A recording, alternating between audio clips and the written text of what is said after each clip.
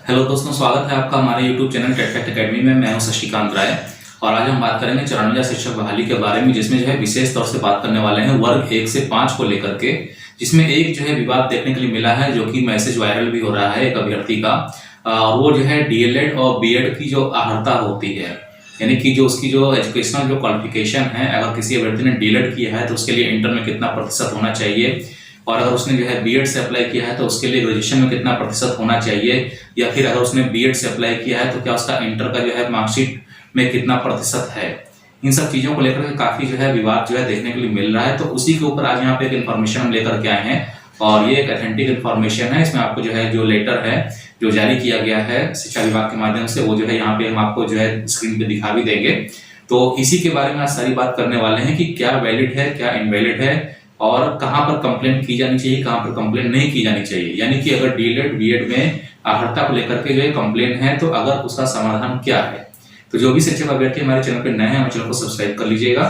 Channel को subscribe करने के लिए आपको क्लिक करना होगा बेल आइकन पे, और उससे पहले क्लिक करना होगा सब्सक्राइब बटन पे। सब्सक्राइब बटन पर क्लिक करने के बाद आप बेल आइकन पे प्रेस करिएगा और ऑल पे क्लिक करेंगे तो आपको सारे वीडियो नोटिफिकेशंस मिल जाएंगे।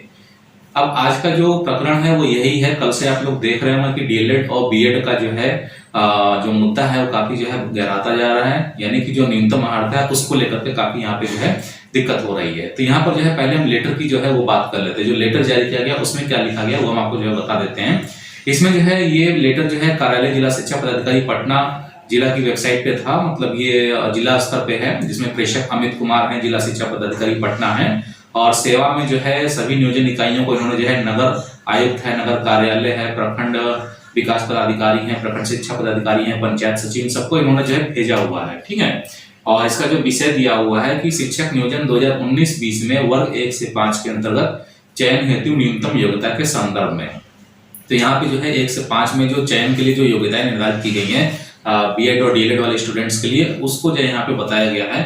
अब देखते हैं कितना इसमें स्पष्ट रूप से बताया गया है, फिर इसकी जो है हम लोग समीक्षा कर देंगे अभी कि क्या इसमें जो है करना क्या नहीं करना है, क्योंकि जो है काफी लोग इस चीज से परेशान हैं।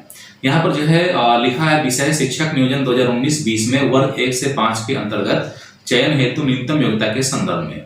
यहाँ पे लिखा है महाशय, उपयुक्त विषय विभागीय अधिसूचना संख्या 1097 दिनांक 22/8/2019 के आलोक में अंकित करना है कि वर्ग 1 से 5 में बिहार पंचायत नगर प्रारंभिक शिक्षक नियोजन एवं सेवा शर्त नियमावली 2012 यथा संशोधित नियत 5 ब्रैकेट में ए, जिसमें कक्षा 1 से 5 तक के नियोजन हेतु न्यूनतम योग्यता प्रावधानित है। इसमें लिख रहे हैं जो बकायदा इन्वर्टेड कॉमा में लिखा हुआ है 50% अंकों के साथ स्नातक और शिक्षा स्नातक बीएड में समाहित किया जाता है। यानी कि ग्रेजुएशन के लिए अगर आपने ग्रेजुएशन से जो है अप्लाई किया है और बीएड किया हुआ है तो आपको जो है 50% आपका ग्रेजुएशन में होना चाहिए। ठीक है। अगर आपने जो है 1 से 5 के लिए अप्लाई किया है समान शिक्षक, चाहे भाषा हो या समान शिक्षक का पद है, तो आपके पास ग्रेजुएशन में 50% होना चाहिए और आपने बीएड से अप्लाई किया है। ठीक है। अब इसमें जो है प्रॉब्लम क्या हुई ये आपको हम अभी बताते हैं यहाँ पे। इसके बाद जो है लिख रहे हैं कि उपयुक्त आलोक में औबंधिक मेधा सूची में शामिल जिन अभ्यर्थियों को इंटरमीडिएट में 50% से कम अंक रहने के कारण अंतिम मेधा सूची से बाहर कर दिया गया है, परंतु यदि वे स्नातक में 50% अंक या उससे अधिक तथा शिक्षा स्नातक बीएड है, उन्हें काउंसलिंग में शामिल किया जाए और उनके मेधा अंक कोटि को ध्यान में रखकर चयन की कार्रवाई पूर्ण की जाए।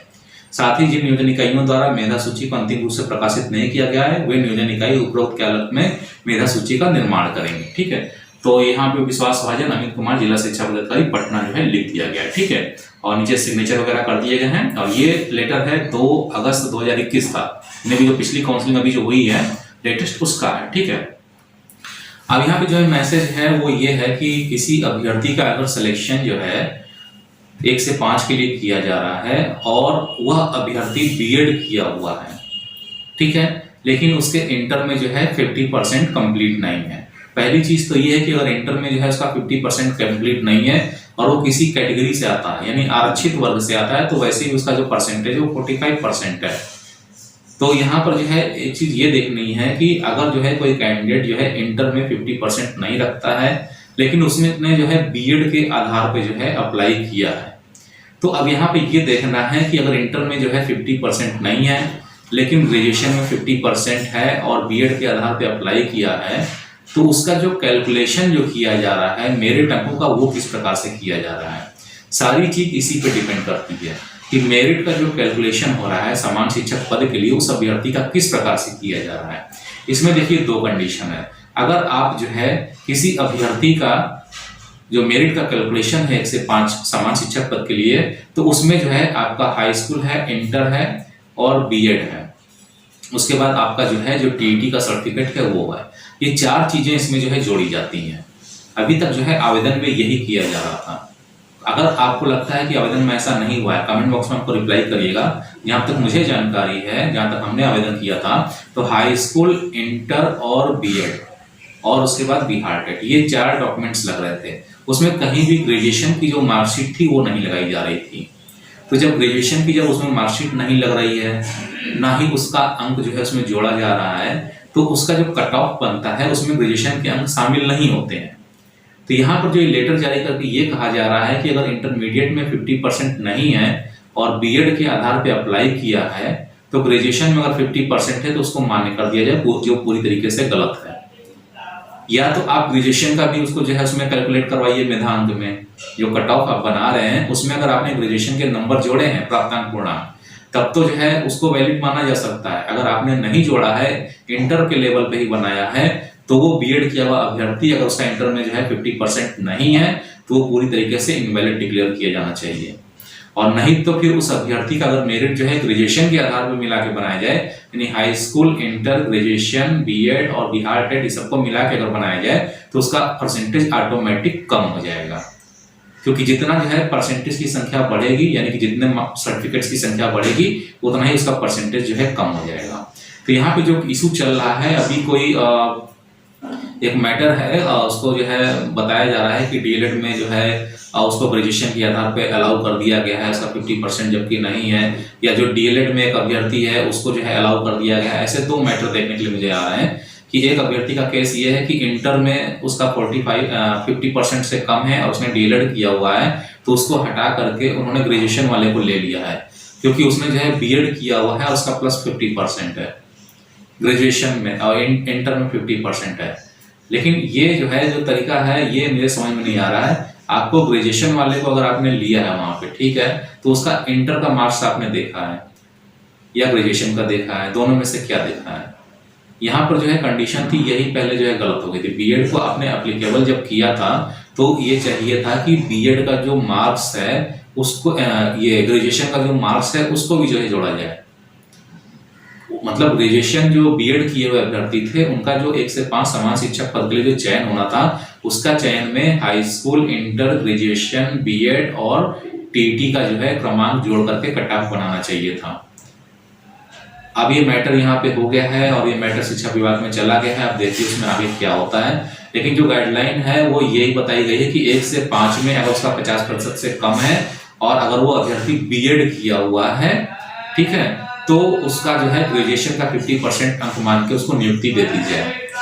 लेकिन ये भी एक कंडीशन है कि अगर कोई अभ्यर्थी जो है इंटर किया है और डीएलएड किया है और ग्रेजुएशन किया है लेकिन बीएड नहीं किया है, तो क्या उस अभ्यर्थी का ग्रेजुएशन माना जाएगा? ये एक सवाल है कि अगर ग्रेजुएशन जो है वो कर लिया है, डीएलएड का अभ्यर्थी है, लेकिन उसने डीएलएड और इंटर पे जो है अप्लाई कर दिया था, इंटर में उसका परसेंटेज कम है, तो क्या उसका ग्रेजुएशन का परसेंटेज माना जाए? क्योंकि अगर किसी एक अभ्यर्थी को दिया जा रहा है ग्रेजुएशन का परसेंटेज का बेनिफिट, तो उसको भी मिलना चाहिए। तो ये पूरा सिस्टम मतलब ये गड़बड़ है, ये सिस्टम गड़बड़ है। या तो अगर आपको जो है बीएड का मानना है तो आप ग्रेजुएशन को जोड़ के कट ऑफ बनाइए, तब तो आप 50% उसको अलाउ कर सकते हैं कि हाँ ग्रेजुएशन में 50% है तो उसको हम दे देंगे। नहीं तो फिर आपको इंटर वाले में से ही सेलेक्ट करना होगा, यानी डीएलएड वाले अभ्यर्थी को ही सेलेक्ट करना पड़ेगा। तो उम्मीद है कि आपको जो है इन्फॉर्मेशन जो है पसंद आई होगी, सही लगी होगी। अगर कोई कमी आपको दिखाई दे रही है तो कमेंट बॉक्स में आप कर सकते हैं कमेंट। और अगर ये इन्फॉर्मेशन आपको पसंद आई तो इसको लाइक करिएगा, शेयर करिएगा, चैनल को सब्सक्राइब करना ना भूलिएगा। तो जल्दी मिलते हैं अपने नए वीडियो के साथ में, तब तक के लिए इजाजत दीजिए। धन्यवाद।